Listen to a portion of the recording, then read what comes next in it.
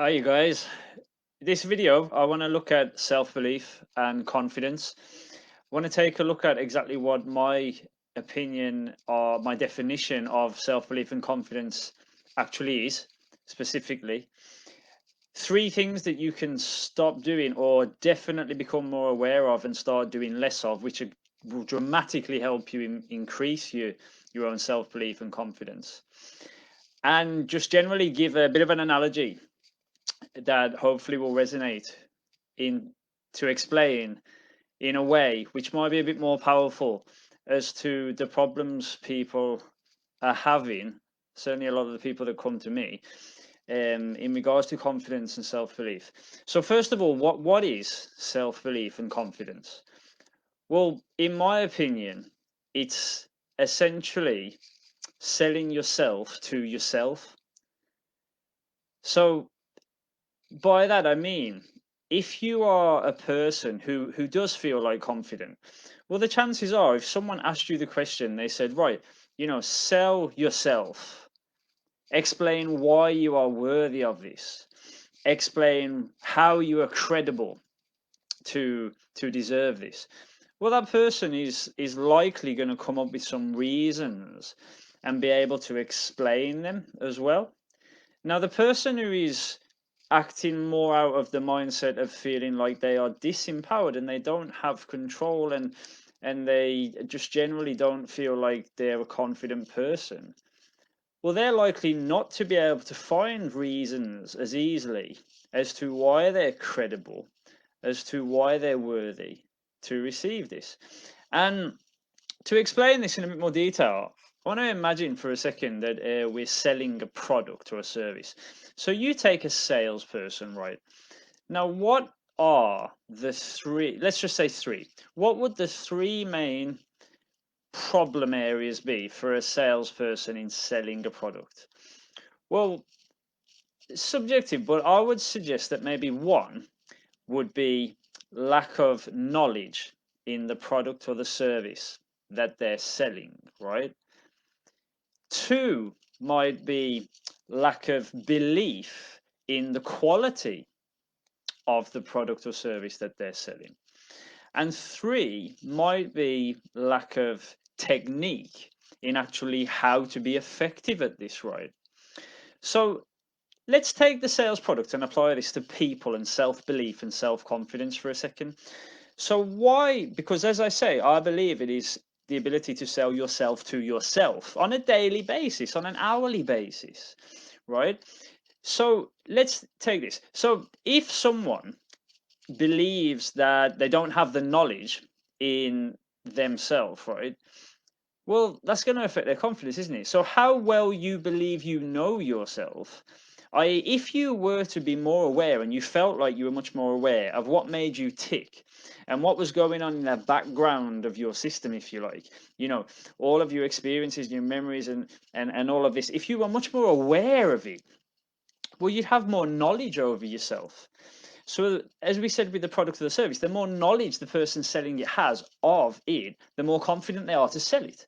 So, the more knowledge you have of yourself, the better you know yourself, the more confidence you will have to sell yourself to yourself. And selling yourself to yourself is self belief. That is what self confidence is, in my view, right? Now, how you actually get more of this by being more aware, you have a much better understanding of what you are capable of, the limits that you've put on yourself subconsciously. You remove, basically, you realize new perspectives, that there are opportunities out there for you and you're more capable of achieving these, and you grow because you then become more aware of what you value in life, perhaps more aware of what your overall bigger purpose may be in life. And all of this is very empowering, and you're learning more and more about yourself. You're much more aware of the interactions and communications you have with people around you. So you don't just respond and react, you think about things and you question things.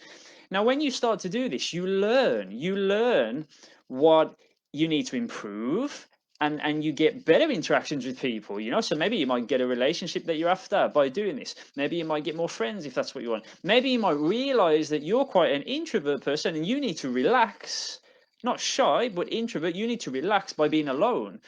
Whatever it is, getting more knowledge about yourself is the same as getting more knowledge about the product that you're trying to sell. Now, a salesperson with no knowledge of the product can't have confidence to sell it. So if you're a person who doesn't know yourself well enough, I mean, think about all the opportunities we get to grow, right?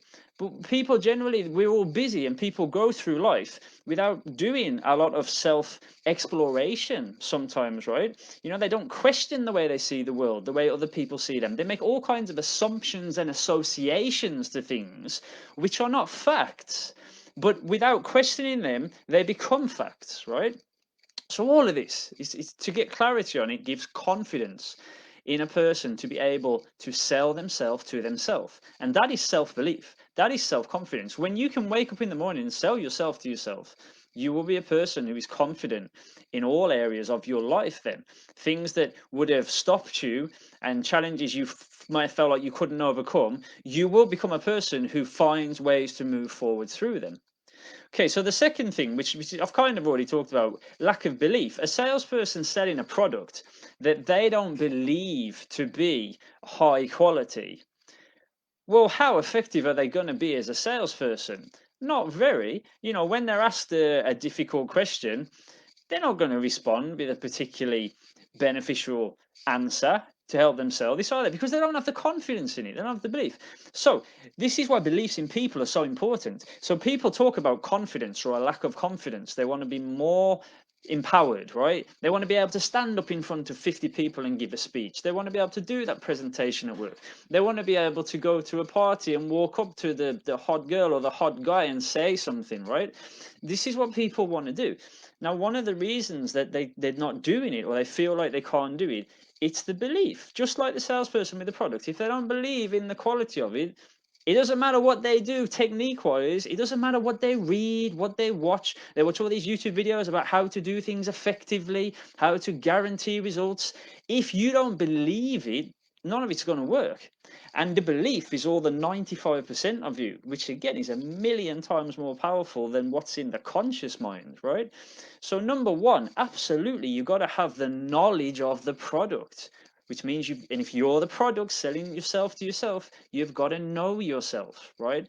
And this is where the value of a coach or another person comes out. You get asked questions and you get taken to places, perspectives that you've never considered.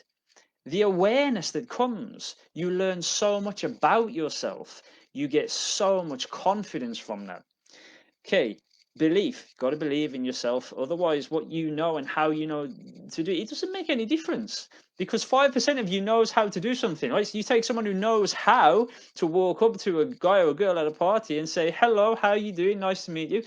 If their 95% isn't congruent and they're not confident, what's going to happen is they'll just find all these reasons not to do it, right? And even if they do eventually build up the courage to go and do it, they'll likely be that focused, that focused in their own mind, what they're saying, that what they end up doing and saying comes out all wrong, kind of thing. So how we believe here, it's imperative to everything, right? It affects our focus, it affects what we see, what we notice. So again, that person who hasn't got the confidence in them to go and chat to that person at the party, they will be telling themselves things like, yeah, I don't know what to say, right? Whereas the person with the confidence will tell themselves, it doesn't matter what I say. Like literally, it doesn't matter. I just walk up, I just smile, say hello, how are you doing? They smile back, and you start a conversation. See, the person with confidence, that's how they look at this. It doesn't mean they've got this enormous skill set necessarily, right? But this is how they look at it. They have the belief, and that belief is the 95%, and that carries you through. That moves you way through than a 5% of having some kind of technique which you've seen on YouTube and you think's going to work. The 95% of confidence and belief is what gets you results and what people relate to. And in that sense, it is attractive, isn't it? Most people tend to like the way confident people approach them. Okay, so this is a reason why, right? People who they'll find excuses why something won't work because they're not congruent with their belief on a 95% basis in them, right? Now, the third one is lack of technique. So let's take someone who actually is really knowledgeable about themselves. They've gone through all kinds of personal development. They've got a coach, and they really have done a lot of work here, and they feel like they're very self-aware, right? So they're confident. They know their beliefs. They've questioned them. They've looked at them. They have even perhaps installed new empowering beliefs which serve them, right? So that is kind of, those two bases are kind of covered, right? So what you've got then is actually like technique. So let's take something like public speaking, right? So someone can be super confident and have all the belief, right? If they don't actually know, though, how to construct a speech, as in like some kind of structure, they don't know how, what kind of skills to use in terms of tonality, how to create a good story, have a hook at the start, whatever it is. If they've got no actual techniques, then obviously that's going to hinder them there, right? Thing is, though, guys, and this is what I want to really stress and make so clear here, most people are focusing on the techniques. Now, these are what we call hard skills. Now, when it was like the knowledge of yourself, awareness and belief, these are more soft skills, right? Now, techniques are hard skills, and you learn them, right? You go and study, someone tells you them, you learn them, you practice them, and you get good at them, right? Learning a language is a hard skill. You learn the words, you do it, bang, bang, bang, you can speak the language. Hard skills, right? I'm not saying they're not important. They are, right? And that's why they're my third element. The salesperson selling the product who has the knowledge and they have the belief and the confidence, but they have no selling techniques, they don't know how to create excitement in the clients, right? Well, that's a problem they've got to learn.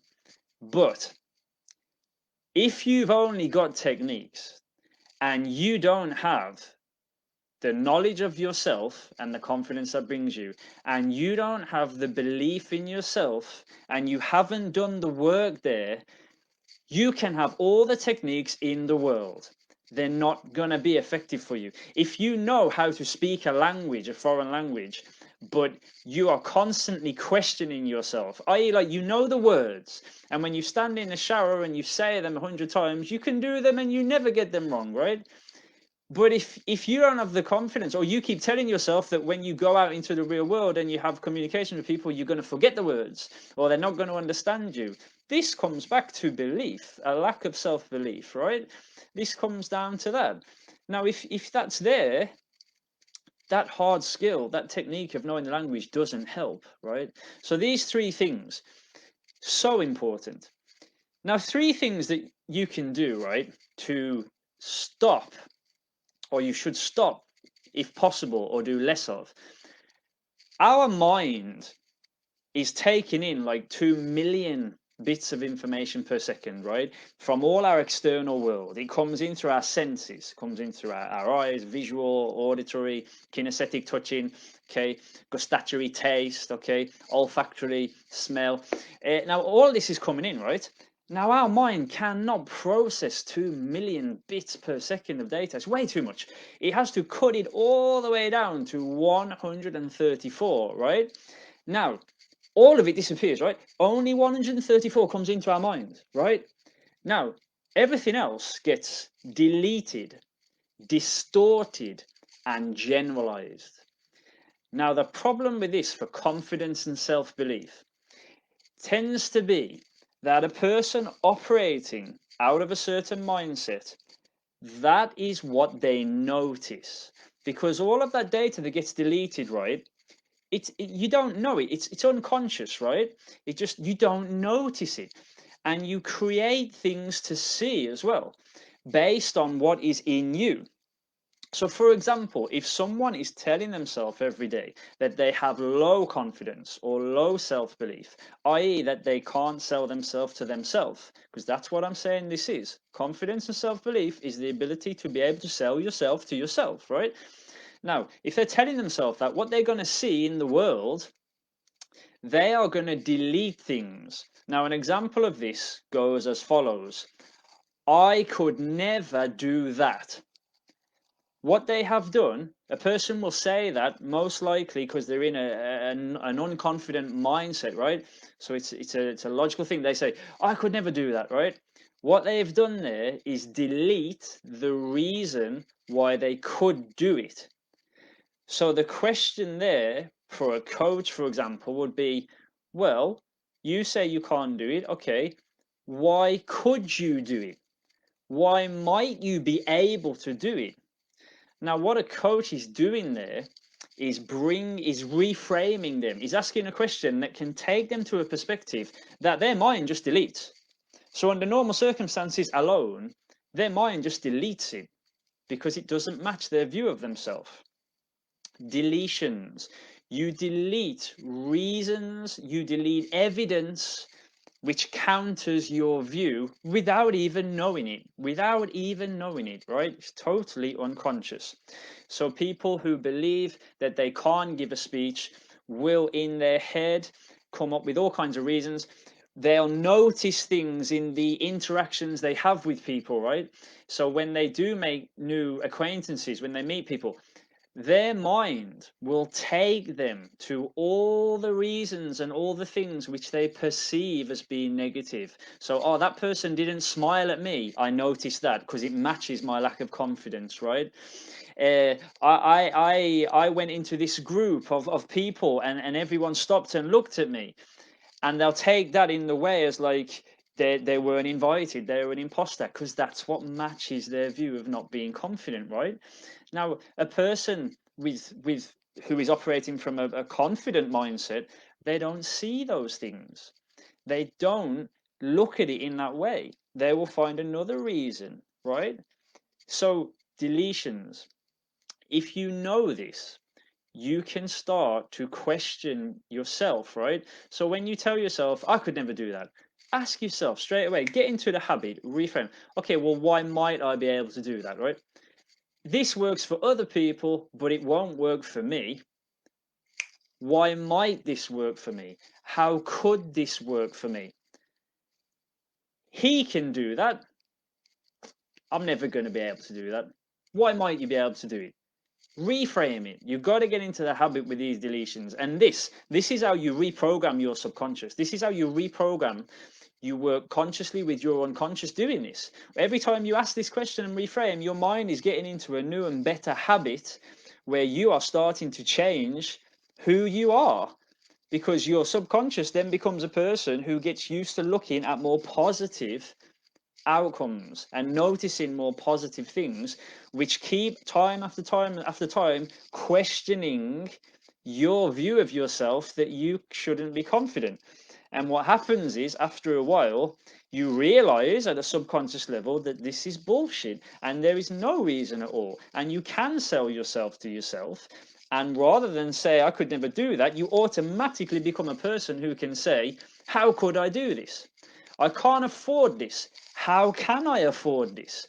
What do I need to do? I can't control anything. What could I control, no matter how little it is? Deletions. When a person says, I can't control anything, what they have deleted is what they could possibly control. So I can't control anything. If there was one tiny, tiny thing, what you could control, what would that be? And more often than not, you will get something. And when you get that, that is countering the deletion. Okay, the next thing is a distortion. So our mind deletes all of this data and our mind distorts all of this data. Distortions are irrational thoughts or maladaptive thoughts, right? Now, basically, we all do this. So we have so many thoughts every day, right? And an enormous percentage of these thoughts, like 70%, is literally, thank you very much, Paul. Appreciate that. Thank you. Yeah, it's been game changing for me. Yeah, absolutely, which is why I share this here. 70% of these thoughts are negative. Overwhelmingly amount of thoughts of ours every day are negative thoughts, right? So if we just leave them, they just cause destruction in our lives, total chaos, right?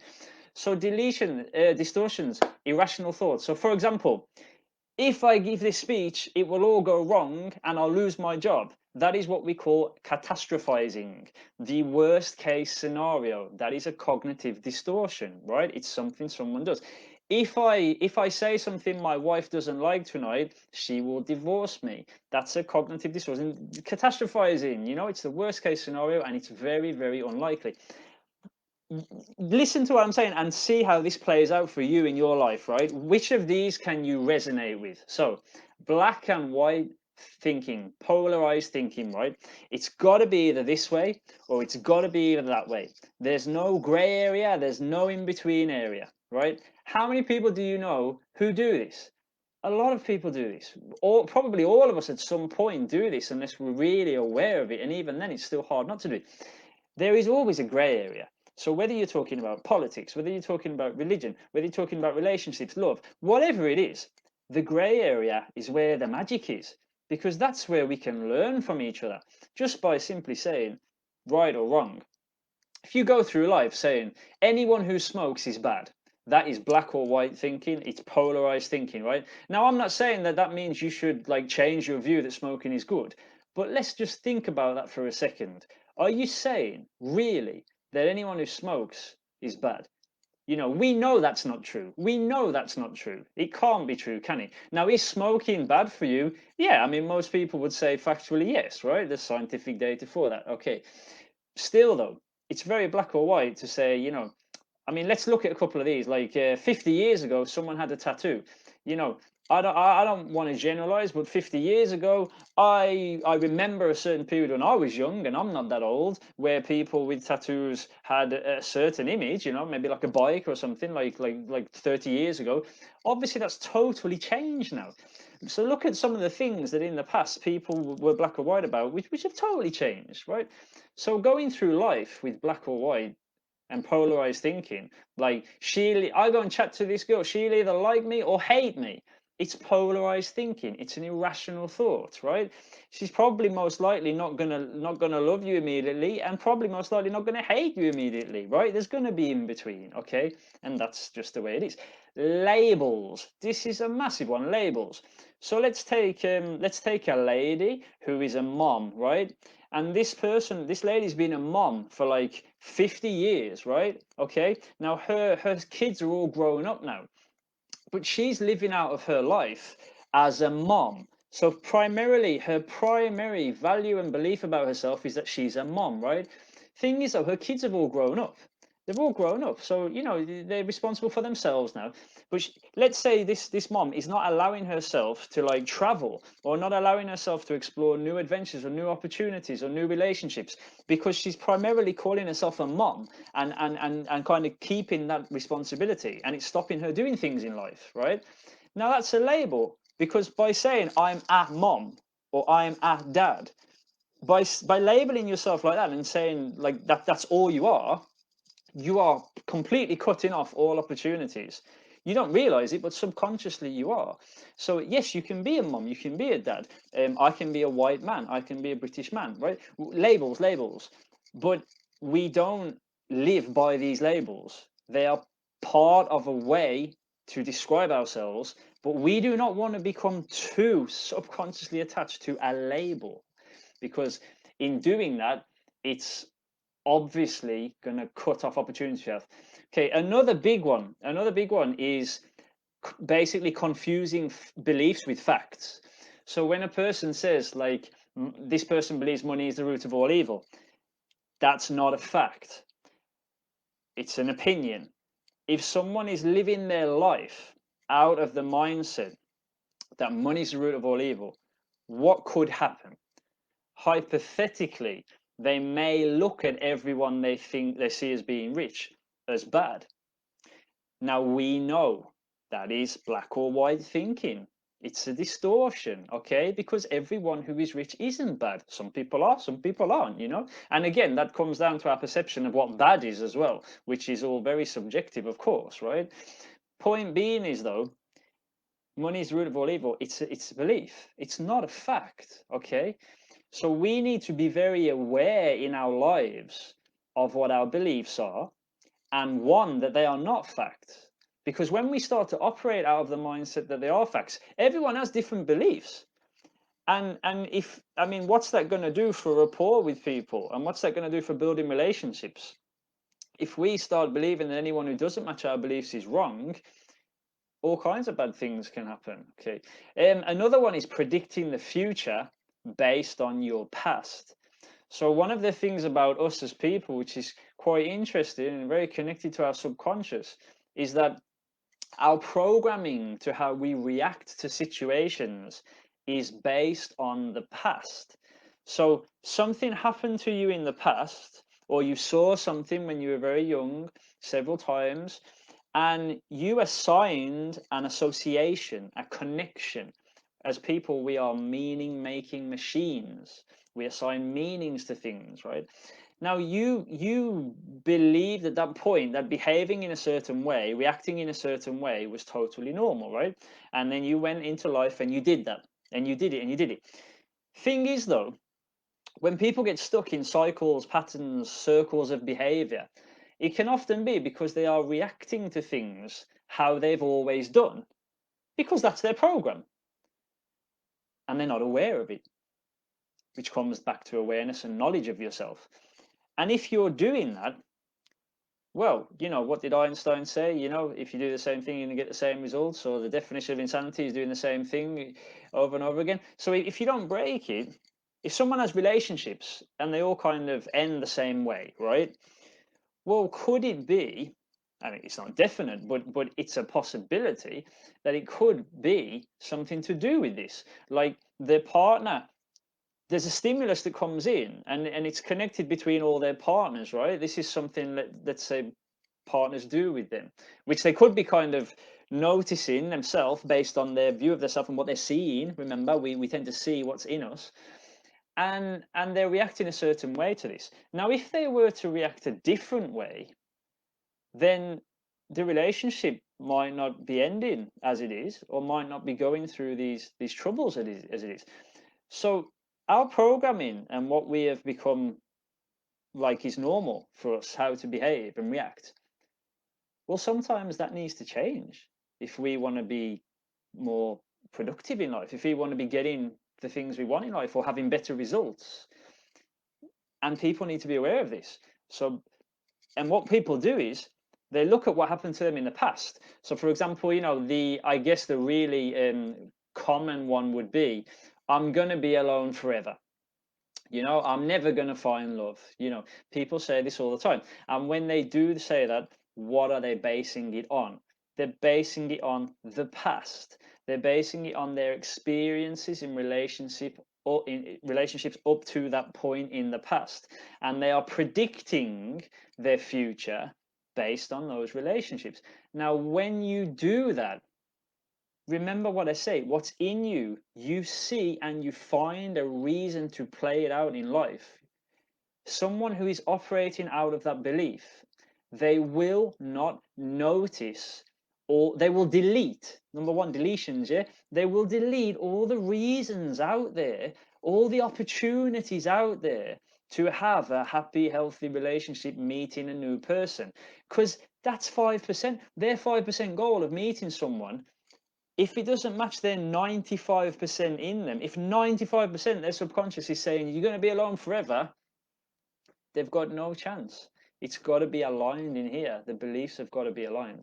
So distortions, there are all kinds of distortions, and jumping to conclusions, that's another one. So we're assuming, people, you listen to what someone says to you and you talk to them, right? But do you always actually hear them? When you listen, are you hearing them?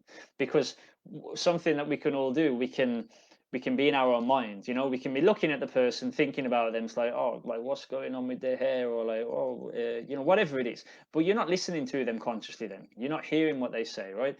You can be in your own mind, in your own head, like, oh, well, thinking about maybe if your focus is on winning an argument, you're having a bit of a debate. It's not on hearing them, is it? It's about what you're going to say next. So jumping to conclusions or guesswork, this is what happens when we start assuming things, right? And again, this is where our mind goes crazy with us and runs amok, because these distortions create assumptions. We assume things. If you catastrophize, you're assuming it's all going to go wrong. And that's, of course, not necessarily the case, right? And even if it does, it doesn't mean it's going to be the worst case scenario, right? Someone who doesn't have the confidence to go live on Facebook and speak, perhaps like this now, they will tell themselves, well, it's going to go horribly, terribly wrong. And like my life, I'll have to delete my account and stuff, right? And what they're doing is they're doing that because they're just doing it because it matches their view. Those thoughts are what match their belief in them, right? And they just find the reasons to put that together. Whereas someone who is operating out of a more confident mindset, and let's say when I do this, does this mean that like I don't? Does this mean that if this goes all wrong, I'm not going to be like happy, or I say all the wrong things? Well, no, I would be annoyed, right? But I know it's not the end of the world. I'm not catastrophizing about it, okay, because I'm not, that's not a distortion. I'm not having the confidence problem to do it, so I'm not finding all these horrendous things that could happen, right? And that's what people do when they're operating out of a lack of confidence.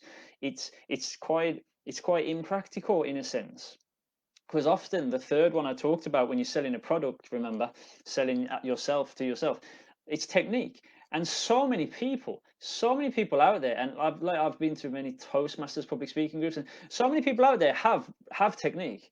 They have technique till they're blue in the face. Like they've read so many books, they've been to so many classes, technique. They got so much knowledge for technique, but where they are lacking is the first two parts: the awareness of themselves, of what's in here, the 95%, and the knowledge of their beliefs. This is where they're lacking. And this is where the 95% is so far outweighing all this 5% technique in their head. Now, yeah, more technique knowledge can give you more confidence. And for me as a person, I will continue to grow in confidence from getting more techniques and more knowledge, right? But that's because my 95% is already programmed to be aligned to my mission, what I'm doing in life. And that's why I can do this. But if someone keeps taking on all of this techniques and knowledge, and at the end of the day, they haven't got the 95%. Thank you, Paul, again. Thank you. If they haven't got the 95% congruent, it doesn't matter. They can go to seminar after seminar after seminar and be told stuff. It's not helping them. What they need is questions. Asking people questions is a way to help them, right? It's more empowering, and that's kind of a different talk for another day. Okay. And the last thing I'm going to talk about, I said three. I said deleting. Our mind deletes things, distorts things, and generalizes things. Now the third one, generalizations. So think of generalizations a bit like stereotyping. Now, a lot of society, a lot of people do this. Obviously though, when you generalize, what are you doing? You are immediately, by definition, cutting out all of the reasons which could disqualify your theory. Now, one of the things that I do is CBT, which is cognitive behavioral therapy. And there are processes, for example, Socratic questioning, where we take people through a fixed set of questions to help them disqualify certain thoughts, i.e., the distortions, irrational thoughts, right? Now, in that sense, it's good, because if these thoughts have no basis in them, disqualifying them empowers them, because it makes them realize that, like, oh, shit, yeah, like, I have a different view on that now. So rather than like me thinking I can't do it because it will all go wrong, it's more like, well, actually, there's no evidence to support that. The facts don't weigh up, like, and it's kind of like putting thoughts through a microscope, under a microscope, and like analyzing them and ripping them apart, and basically deciding what should be kept, what has credibility in your head, right, and what's going to help you, compared to like what has no business being in your mind at all, and not allowing it to be there. And this is what CBT does, and coaching can do.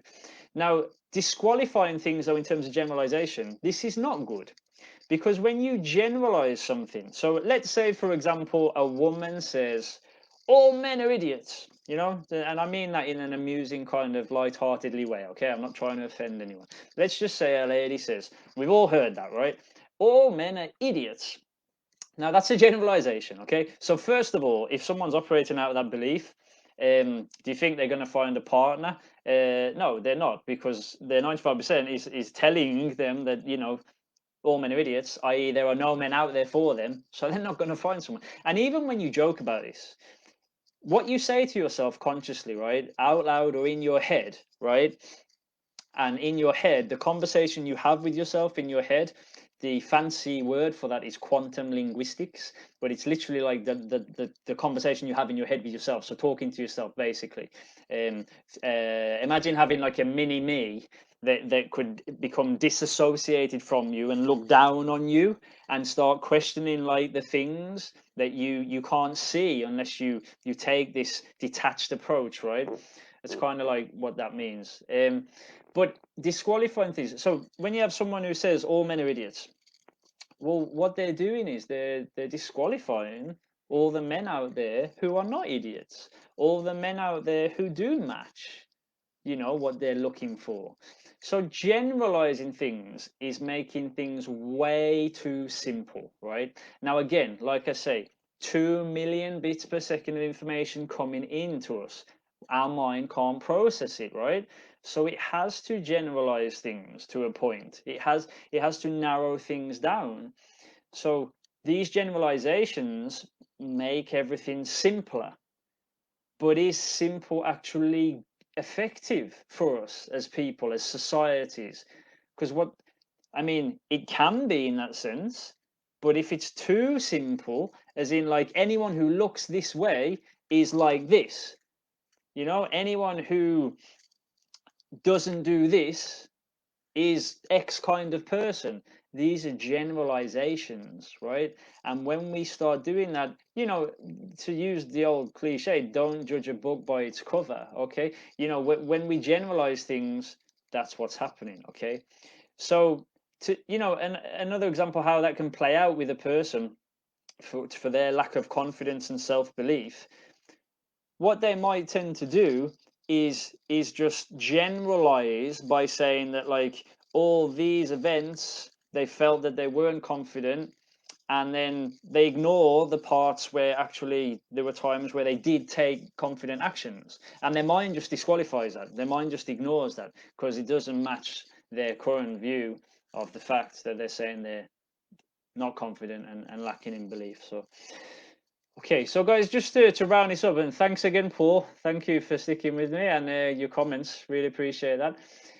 Just to wrap that up, self-belief, self-confidence. It is the ability to sell yourself to yourself. Now, there's a big difference between selling yourself to yourself and being arrogant and cocky and overconfident, right?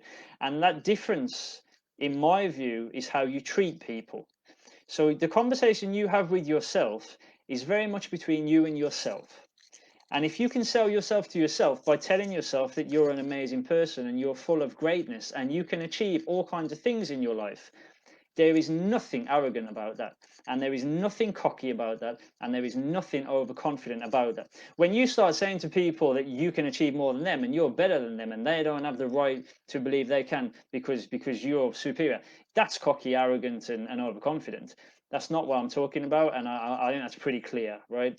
The ability to sell yourself to yourself, that is self-belief and that is self-confidence. And you control this. You control it. Now, it's yes, to do it alone, you can take on board these points that I've put across. And I really hope you do. I really hope you do. You can only go so far in terms of the questions you ask yourself. And a professional, this is where a professional helps you. So remember the three things that someone needs, a salesperson needs to sell a product or a service. They need to have knowledge of that product or service. You need to know yourself. And that is clarity and self-awareness, to understand what your values are, to understand, and they're very unconscious a lot of the time, right? To understand the rules that you've set to be in, and this is unconscious, to understand the rules that you've set to achieving those values.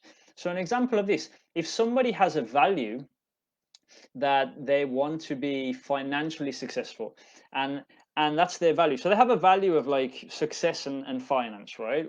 And they believe that's going to give them security and happiness for their family, which is fair, right? If somebody has that value, it's a nice value, But if they're unconsciously at some point in their early life have assign rules and meanings to things, if they've assigned the rule to it subconsciously that that means having at least $1 million, i.e., like if they don't have $1 million, maybe they've got like $600,000, but in their subconscious, if they don't have $1 million, then they haven't achieved the rule to achieving that value. And that means they, on a subconscious level, they will not feel fulfilled there. Now, what someone like me does is help look into these values and look into the rules that people have assigned to these values. And this is how fulfillment comes. And fulfillment is very connected, or worthiness. Worthiness is very connected to wholeness. So a lot of people talk about feeling whole. There is a connection between wholeness and worthiness there as well. So, knowing what your values are, knowing, being aware, having some of your biases, some of these black or white thinking, these facts that you think are facts but actually they're beliefs. Being aware of all of this is gold for self-knowledge. And you can't sell a product without knowledge of the product. You can't sell yourself without knowledge of yourself. And if you can't sell yourself to yourself, you don't have the self-confidence and self-belief that you need. That's what it is, and it's where it comes from. You've got to learn how to sell yourself to yourself. Step 2 is the beliefs. Okay, you got to believe it, all the techniques in the world. But if you don't believe it here, and there's all kinds of things here, you're not going to sell it. You're not going to sell yourself to yourself. And then you do need techniques, right? And from my perspective, the kind of techniques that I kind of share with people in coaching is thoughts and emotions, how to deal with thoughts and emotions. That's where the techniques come in to support this as well. So based on all of that, self-belief, self-confidence, sell yourself to yourself. Don't apologize for it. Be realistic and be fair with yourself, right? And I do believe if you go through these steps and you take on board what I've said, you will start to operate out of a more empowered mindset. Okay, thank you guys. Okay, so yeah, my website's in the bottom. I'm doing a workshop in Bangkok next week, so anyone who's in Bangkok, it's called The End of Excuses, and there's plenty of information about that on my Facebook page and my website, which I think are in the comments. I should have put them there, so please, if you like this video, I really enjoy making them. I don't expect to be getting millions of people watching them, but I am hoping, and so far I have evidence to support that people are getting value out of this. Thank you, Paul. Cheers, mate. That people are getting value out of this, and it is adding value to people's lives, and that's all I want. To obviously, my services in more detail are my life coaching services and training, and please get in touch anytime about that. So yeah, until I make my next video, have a great day, guys. Okay, thanks very much.